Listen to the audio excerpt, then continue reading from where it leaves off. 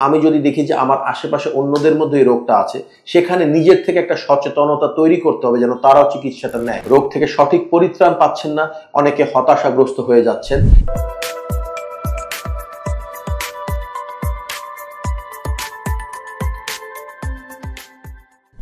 আসসালামু আলাইকুম।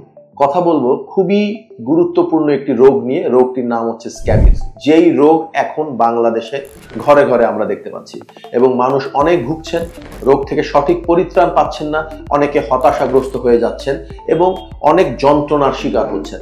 আমি এই রোগের চিকিৎসার ক্ষেত্রে ওষুধ চিকিৎসা তো চিকিৎসক করবেনই, তার পাশাপাশি কতগুলো সাধারণ পরামর্শ যেটা আমি রোগী সাধারণের জন্য দিতে চাচ্ছি, যেগুলো সবার মানা জরুরি স্ক্যাবিস থেকে সম্পূর্ণভাবে মুক্ত হওয়ার জন্য। 1, পরিবারের সকলকে একসাথে চিকিৎসা করতে হবে।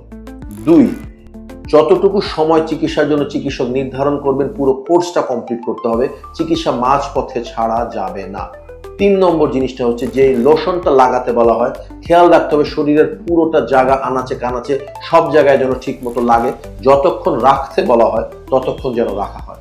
এর পাশাপাশি আমাদের যে পরিধেয় পোশাক আছে, বিছানার চাদর, বালিশের কভার, কাপড় চোপড়, ইভেন মেঝে, ফ্লোর, সব আমাকে জীবাণুমুক্ত করার জন্য যে স্টেপগুলো নেওয়া দরকার সেটা নিতে হবে। এবং আমার বাচ্চা যদি স্কুলে থাকে, আমার বাচ্চা যদি মেসে, হোস্টেলে, মাদ্রাসায় থাকে, আমি অফিস যদি ওয়ার্কার হই এবং আমি যদি দেখি যে আমার আশেপাশে অন্যদের মধ্যে এই রোগটা আছে, সেখানে নিজের থেকে একটা সচেতনতা তৈরি করতে হবে যেন তারাও চিকিৎসাটা নেয়। মনে রাখবেন, আপনার আশেপাশে যাদের সাথে আপনি চলছেন তাদের মধ্যে কেউ যদি আক্রান্ত থাকে, আপনি যতই চিকিৎসা করেন রোগে আবার আক্রান্ত হওয়ার সম্ভাবনা থাকে। সবাই ভালো থাকবেন।